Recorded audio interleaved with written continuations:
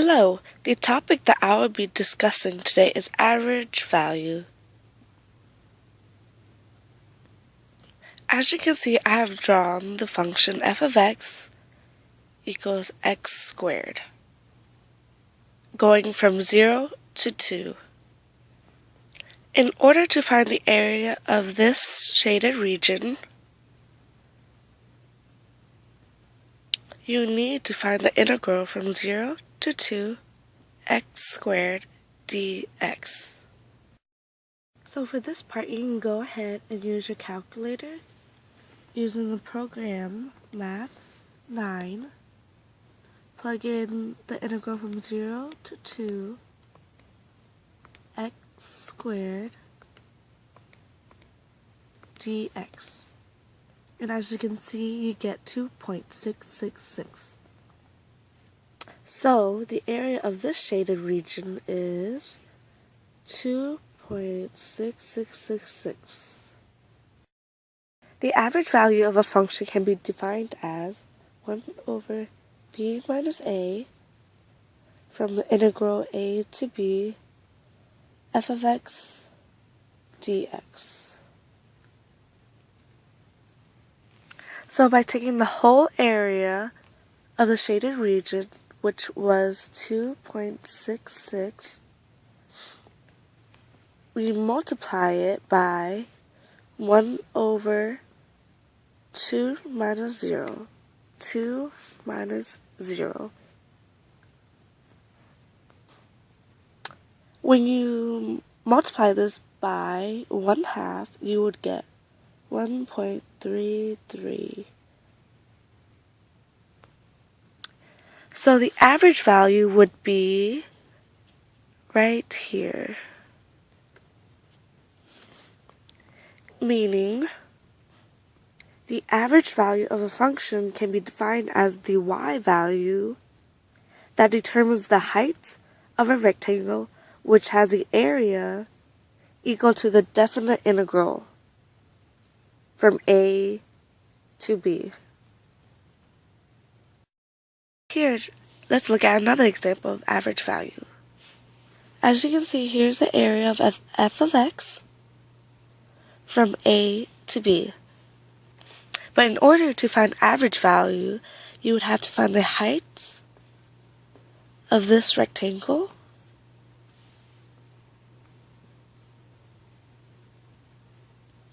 which is also the y value. The average value should equal the definite integral from a to b, the shaded region, meaning the area of this rectangle should equal the area of this definite integral. So let's look at one more example. As you can see, the integral from a to b is right here, this shaded area. But in order to find average value, you would have to find the area of this rectangle right here. And the way you find that is taking 1 over b minus a and multiplying it by the integral from a to b of f of x dx.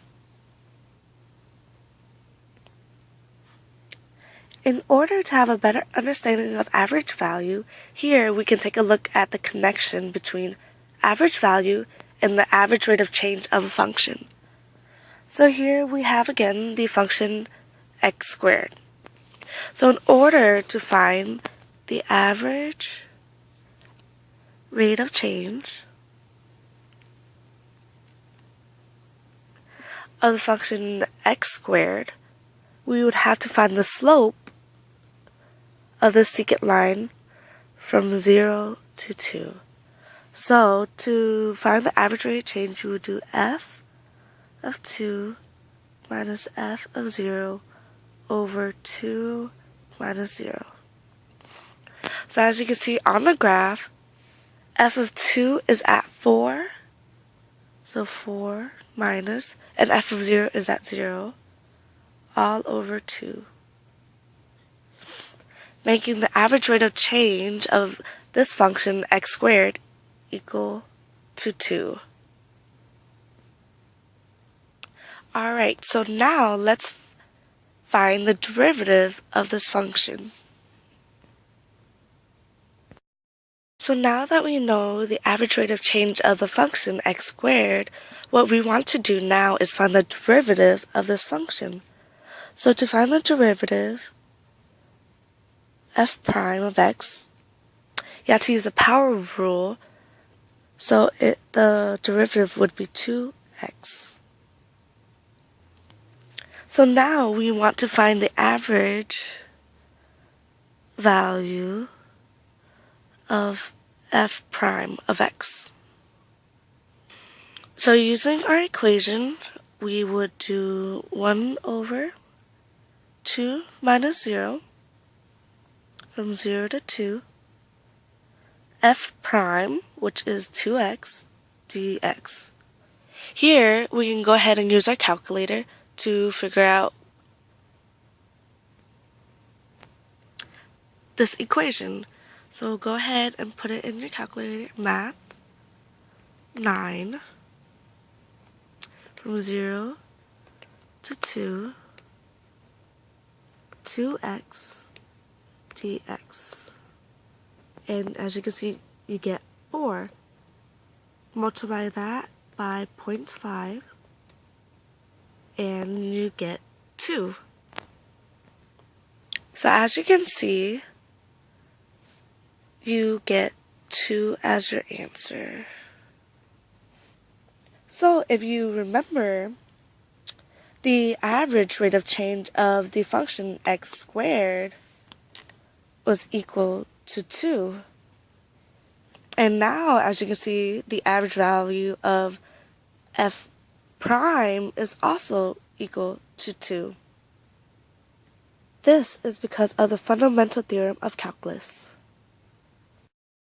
Let's go ahead and explain how the fundamental theorem of calculus is connected to the average value of the function to the average rate of change of the derivative. So average value is equal to 1 over b minus a from a to b f of x dx. The average value of f prime of x is equal to 1 over b minus a from a to b f prime of x dx. So as the fundamental theorem of calculus states, the total change of a function is equal to the rate of change of the derivative. And as you can see, this is the average rate of change of f. So as you can see, the average value of the derivative is equal to the average rate of change of the function. In conclusion, the average value can be solved by using this equation. 1 over b minus a of the integral from a to b of f of x.